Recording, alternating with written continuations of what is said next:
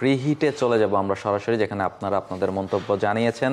বাংলাদেশের মেয়েদের সিরিজ জয়ের লড়াই কিংবা ছেলেদের সিরিজে ফেরার লড়াই কিংবা ইন্টারন্যাশনাল ক্রিকেট সবকিছু নিয়েই আপনারা আপনাদের মতামত জানিয়েছেন। সরাসরি কমেন্টে চলে যেতে চাই। রাকিবুল রহমান তুষার তিনি কমেন্ট করেছেন যে শুভকামনা রইল বাংলাদেশ নারী ক্রিকেট দলের জন্য। আশা করি এই ধারাবাহিকতা ধরে রেখে সামনের ম্যাচগুলোতে ভালো করে সিরিজ জিতে নেবে বাংলাদেশের মেয়েরা। এছাড়া তিনি পাশাপাশি টি স্পোর্টসকে ধন্যবাদ জানিয়েছেন খেলাগুলো লাইভ সম্প্রচার করার জন্য। চমৎকার কমেন্ট, আপনাকে অসংখ্য ধন্যবাদ রাকিবুর রহমান তুষার। এবং এই ধন্যবাদটা আমরা ভাগাভাগি করে নিব সবাই মিলে, এবং আমাদের যারা ক্যামেরার সামনে তো আমাদেরকে দেখেন, ক্যামেরার পেছনে যারা থাকে, যারা প্রডিউসার হিসেবে আছেন, ক্যামেরা পার্সন হিসেবে আছেন, প্রত্যেকেই এই ঐকান্তিক প্রচেষ্টাতে আসলে এটা সম্ভব হচ্ছে এবং উন্নতির আসলে কোনো শেষ নেই। আরও অনেক ভালো আমাদেরকে করতে হবে। আপনাদের এই কমেন্টগুলো আমাদের অনুপ্রেরণা জাগায়।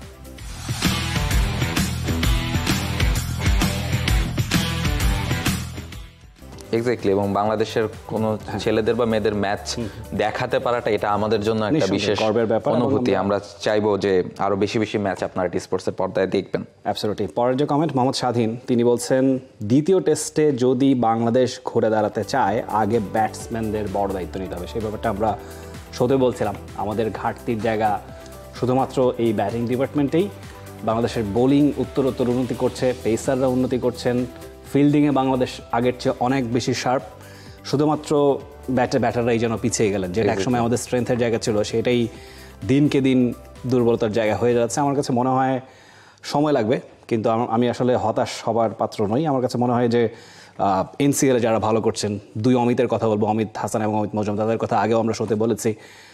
অপশনস আছে, আমাদেরকে সেগুলো বাজিয়ে দেখতে হবে, মিক্স ম্যাচ করে অন অ্যান্ড অফ একজন একজনকে সুযোগ দিয়ে দেখতে হবে। এবং যারা এই মুহূর্তে জাতীয় দলে খেলছেন তাদেরকে একেবারে বাতিলের খাতায় ফেলে দেওয়ার পক্ষে আমি নই। হয়তো বা একটা দুটো সিরিজে অন অ্যান্ড অফ আমরা বাজিয়ে দেখতে পারি। আমরা ইন্ডিয়ার ক্ষেত্রেও দেখেছি এরকম তারা হরহামেশাই করে থাকে, সিরিজ বাই সিরিজ তারা ডিফারেন্ট প্ল্যানিং নিয়ে আগায়।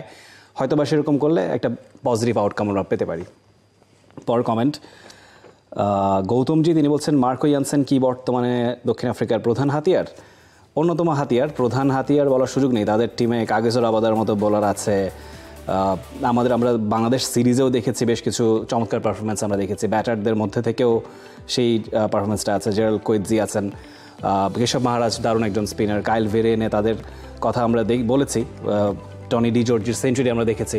সো ব্যাটিং বোলিং মিলিয়ে সাউথ আফ্রিকা এখন বেশ স্ট্রং একটা টিম হয়ে দাঁড়িয়েছে। সাউথ আফ্রিকাও কিন্তু আমাদের মতো দীর্ঘ সময় খাবি খেয়েছে। মাঝখানে কিন্তু কয়েকটা বছর তারা আসলে অপশনস খুঁজে বেরিয়েছে আমাদের মতো। এখন সাউথ আফ্রিকা একটা শক্তপোক্ত জায়গায় গিয়েছে এবং অ্যাট এনি ডে যে কোনো ফর্মেটে সাউথ আফ্রিকা অনেক স্ট্রং টিম। তারই বহিঃপ্রকাশ শ্রীলঙ্কার বিপক্ষে সিরিজে ঘটেছে। এক্স্যাক্টলি, এবং তিনি যেভাবে বোলিং করেছেন আসলে এই জায়গায় শ্রীলঙ্কার ব্যাটারদের অ্যান্সার দেওয়ার মতো কিছু ছিল না। পরের কমেন্টে যেতে চাই।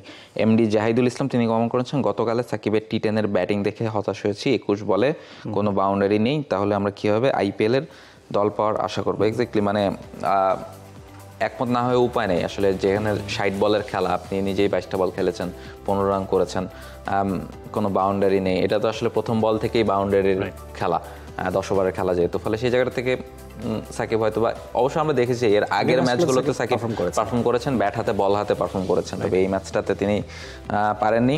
এবং এই জায়গায় আসলে সত্যি কথা, এবার আইপিএলে বাংলাদেশের কোনো ক্রিকেটার দল পাননি। এই জায়গাটা আসলে যে টি20 মেজাজের যে আমাদের একটু ঘাটতি আছে সব ক্রিকেটারই, সাকিব থেকে শুরু করে একেবারে ইয়াং ক্রিকেটার যারা আছেন, এইটা আসলে একটু মনে হয় বুঝিয়ে দেয় যে আমাদের ওই মেজাজটা বা ওই লেভেলটাতে আমরা একটু রিচ করতে পারছি না হয়তোবা।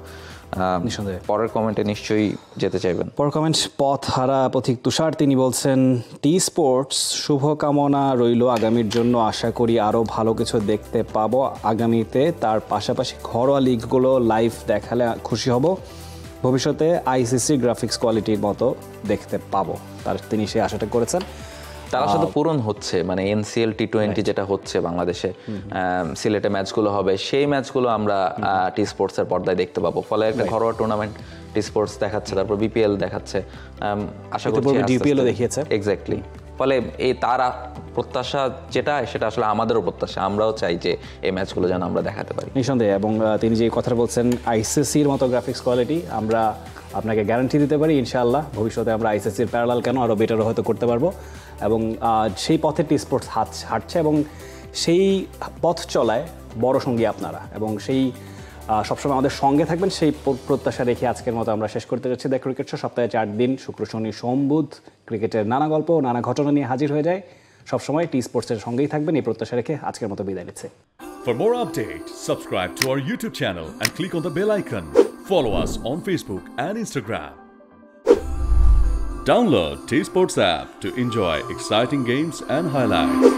Visit tsports.com.